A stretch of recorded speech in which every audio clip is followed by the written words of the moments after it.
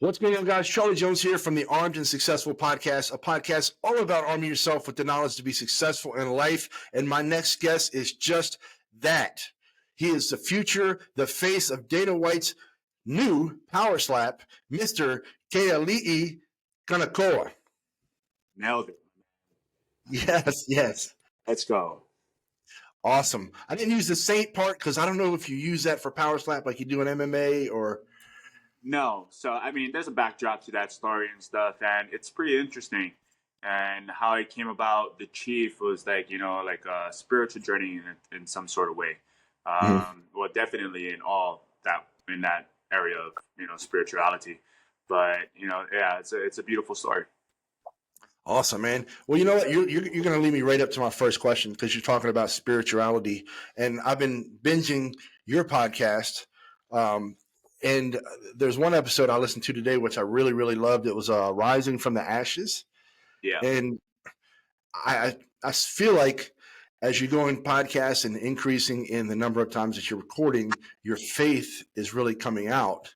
How important to you, especially now with your, I don't want to say newfound fame, but because you've been known for a while, obviously, how important is your faith to keep you grounded and keep it, your life in perspective as to your new fame, so to speak? Well, with my fame, and that's a good question, actually. I had a detachment with my faith and walking in faith and stuff and whatnot. But I do know who he is. I know that he's been there for me, like through the trials and tribulations and everything that I've gone through in my life. Necessarily speaking, I don't have to be at church every single Sunday and, do the whole, that walk of life with him, because I know exactly, I know he's been there for me. I know he's been there at my rock bottom. And that's when I knew that I needed to make a transition in my life. So he's been there no matter what, like I said. But carrying that faith into what we do now, in this materialistic world and stuff, it's the things that we are gaining, obviously, the fame, the fortune, all that kind of stuff. It's not from him, it's not from the man above. Yeah, the blessings are, but things that we are trying to achieve. And it's funny that you mentioned this too, because I just had a talk with one of my mentors, a good friend of mine, yesterday about this. And, I'm like, I feel like I'm being distant from him again, and walking away from that because of all the clout, the fame and all that kind of stuff. And I hope that I can stay grounded with that, just being on this path. But yeah. Yeah, absolutely. And that's something that comes up a lot of times with entrepreneurs, with people that are in sports or any kind of level of success or in the public eye is faith. So your point of view is very interesting and it's, well taken. So excuse me. So for those of you guys don't know, Ke'ali'i is from the Big Island. That's right. So what was that like, the transition from going from Hawaii to the main island? I mean, that has to be a transition. It's been a while, but there's a big transition from, at least in my perspective, to Hawaii as being everybody knows everybody. And if you don't say hi to somebody, hey, why aren't you saying hi to me? To the mainland, whereas, why are you looking at me? Correct. Yeah, it's a big transition. It was a huge transition for me. Being from, like you said, a small little island where everyone knows each other. If you coughed or farted, someone would hear it, someone would smell it. You know what I'm saying?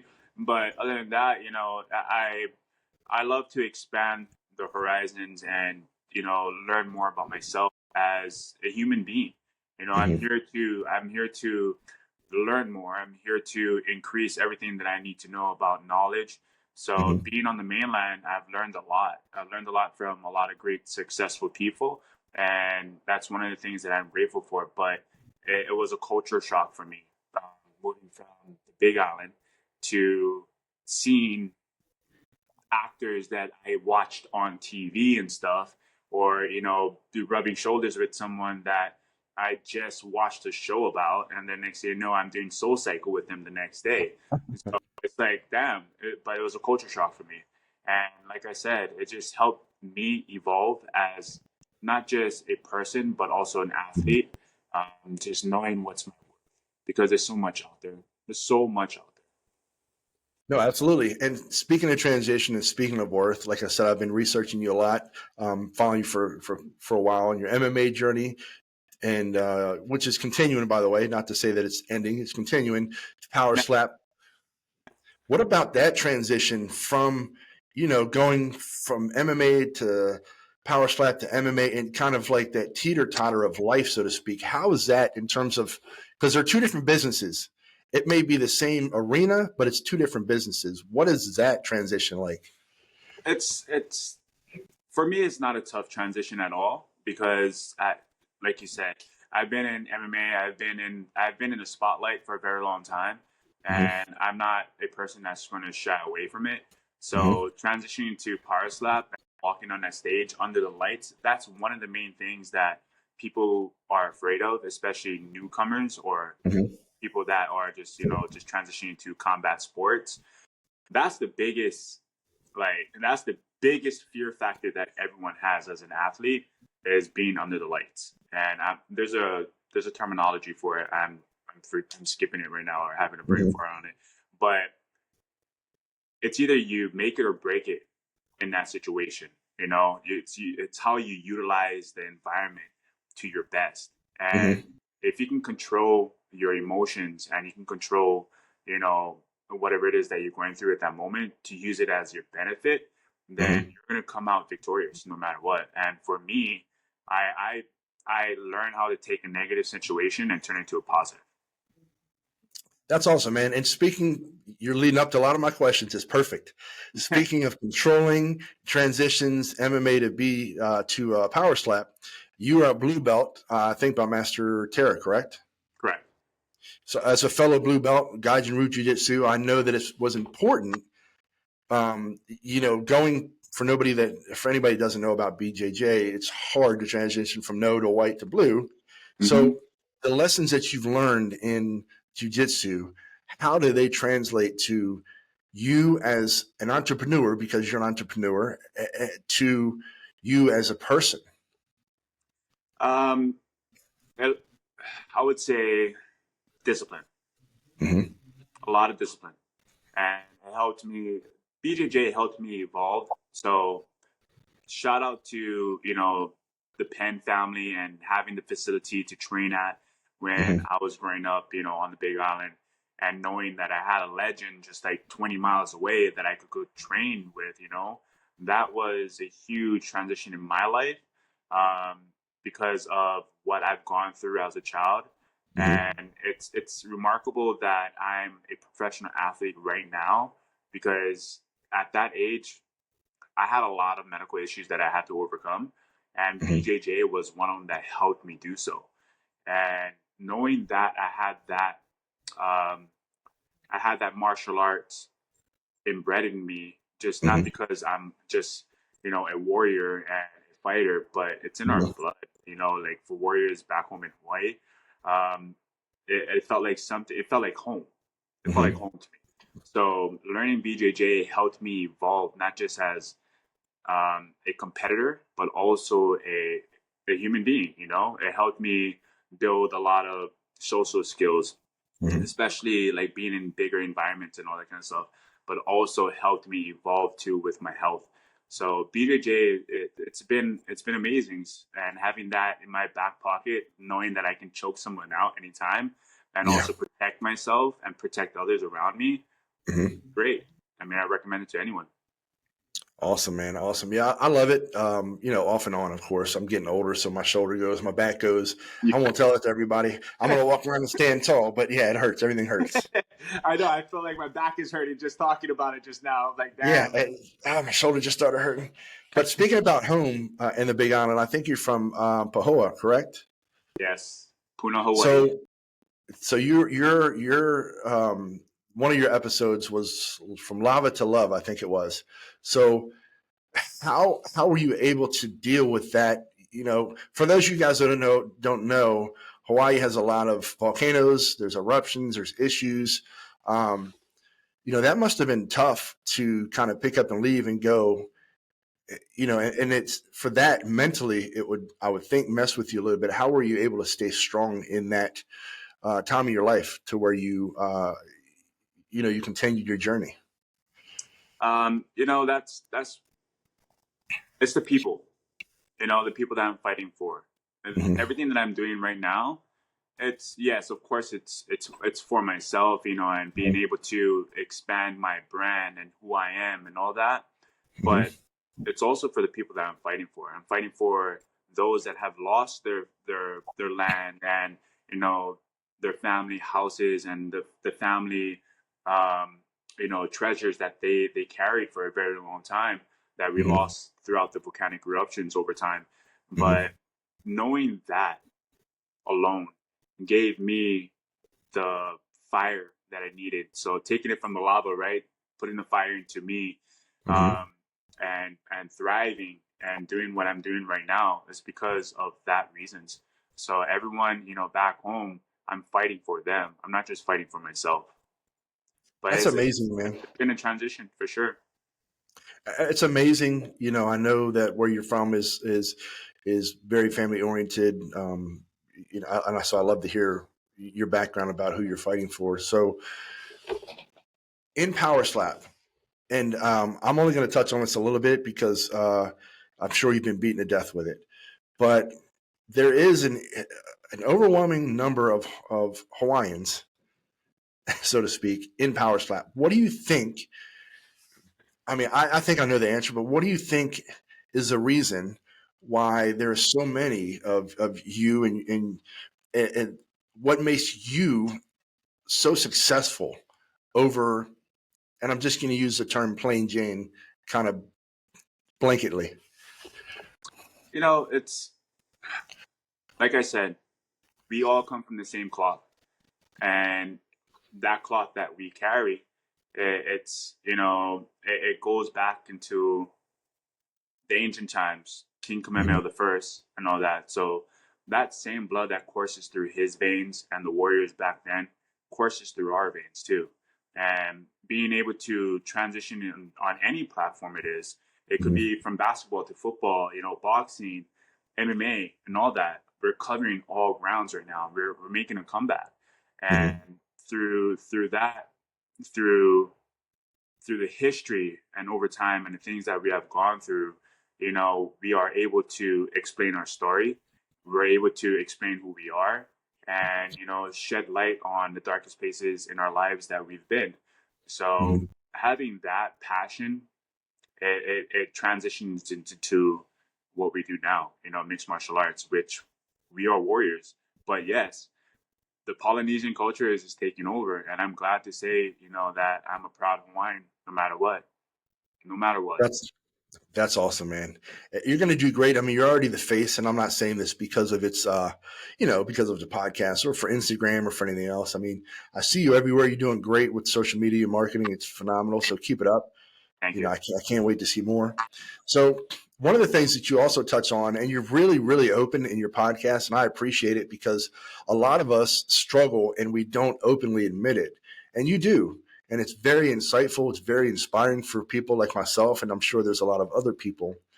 So I'll touch on this because it's something that I've experienced throughout my career, uh, more recently than not, just because as you get more and more, I'm going to use air quotes, popular, you get people that reach out to you that you know either want something or somebody that you've known from the past. So in one of your episodes, and I'm just going to touch on this briefly, you talked about you and three friends that got into some stuff in California. I'm from Cali, so it struck me right away. Uh, so, and building on that, do you have anybody from your past that has now seen what you're doing and is reaching out?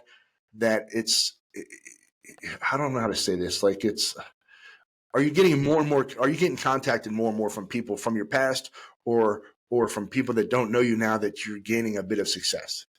That is crazy that you said that. And of course, I believe that happens, right?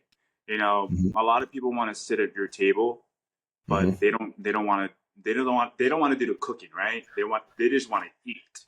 Wow, that's a great analogy. No, that's one of the things, and I'm the person that's in the back doing all the cooking, obviously, Hmm. and it's okay.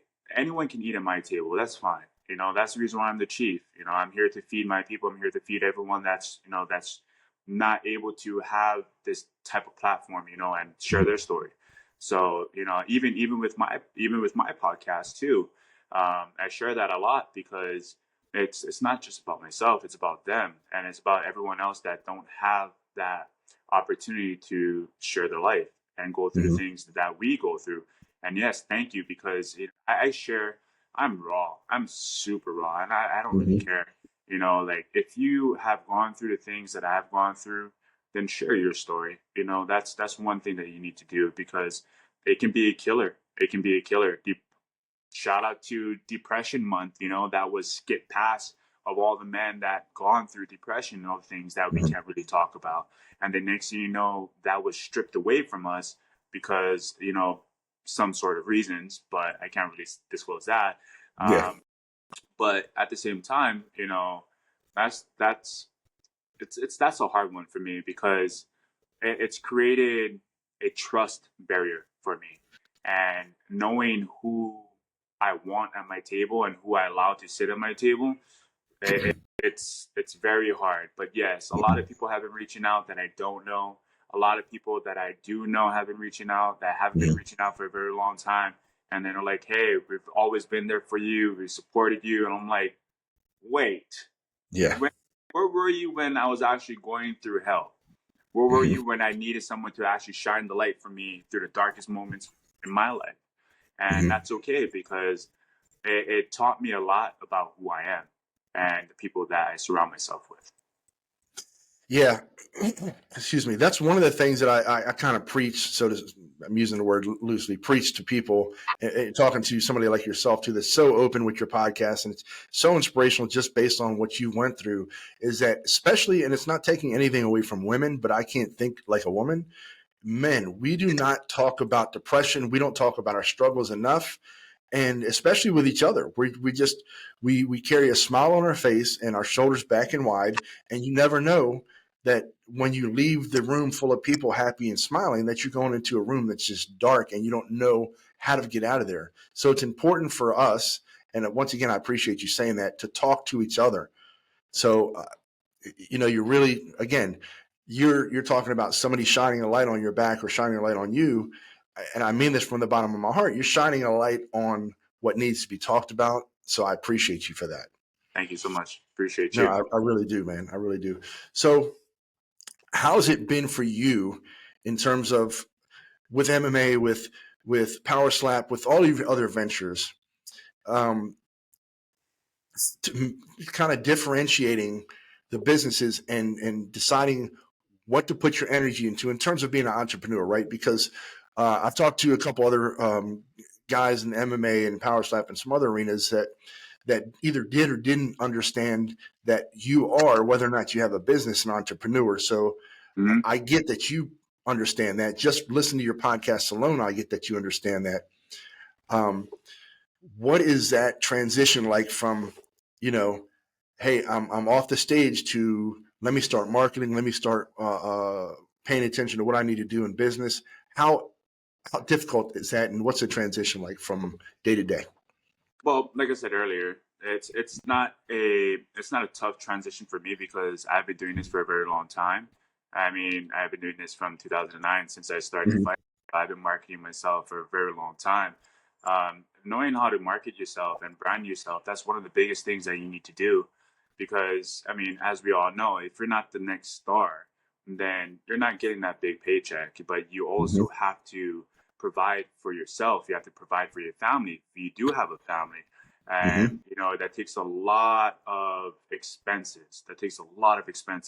So being able to brand yourself and market yourself, you are creating opportunities that's going to help you along the way, on Mm-hmm. doing whatever that you're doing, from any type of sport. Those opportunities and all those things is going to help you create more stress relief. Stress Mm-hmm. relief so that way you can focus on what you have to do as an athlete. And as an athlete, we have to focus on the work. We have to focus on the training. We have to focus on our health and all that kind of stuff. We shouldn't be focusing on, what we need to do in order to get the fund to take care of these things. Having a big brand and marketing yourself in that way can create opportunities and open doors. So if you're able to do that, do it. Don't hold back from it. That's one of the things that I say to everyone. Any of the upcoming fighters that I've taught before, they always ask me, especially the amateur fighters, they're like, hey, we need, how do we gain sponsorships if we're not a professional athlete? Easy. Just reach out. Create technology nowadays is crazy. All you have to do is create a huge email, send it out to a lot of people, and just wait for a yes and no, And if you get a yes, there you go. If you get a no, that's fine. There's millions of people in this world that have businesses. So I know that a closed mouth will never get fed. So yeah, absolutely. You're basically putting in layman's terms what I say to people all the time. My network is my net worth. I can have $0 in the bank, but $1 million worth of people. Yes, sir. Ooh, that was a good one. Your network is it's the truth, man. That's good. Yeah. So I'll close this out because I don't want to hold you up. You got a lot of training going on. I've been following you all day. Dude, you're all over the place. It's just amazing. So what is next for Ke'ali'i? Whoever is in front of me, whoever is next, I don't care who it is, I'm going straight to the top. I've had, a lot of people reached out with other promotions, but, like you said, I am the star of Powerslap middleweight division, and I'm just going straight to the top. So I don't want to jeopardize that. And I have a lot of mouths to feed. I have a lot of people that are looking up to me. So I want to sustain this. I want to be not just one, but also the 3-time defending champion in my middleweight division as a Powerslap champion. And that's exactly what's going to happen. So that's my path. That's what I see. I know exactly how it's going to play out, and it's already written in the stars. I love it, man. I love it. And for those of you guys who are watching now, if you don't know and you're not following him already on Spotify, please go listen to his podcast, Tribal Talks with the Chief. It is phenomenal. Please continue to post, please, because I do like it. It's not just for our podcast or for the Instagram. I get inspired by other people that are stepping outside of themselves like I do. Obviously, yours is a lot more deeper. I'm just kind of interviewing other people. I haven't gotten into the deep part myself yet, but I appreciate what you're doing, man. And I can't wait to see you. I told you I'll be there December 6th to be out there at least for a couple hours. I'll see you, and let's see where we go from there. Let's go, baby. All right, man. Thank you so much again. Absolutely. Thank you so much.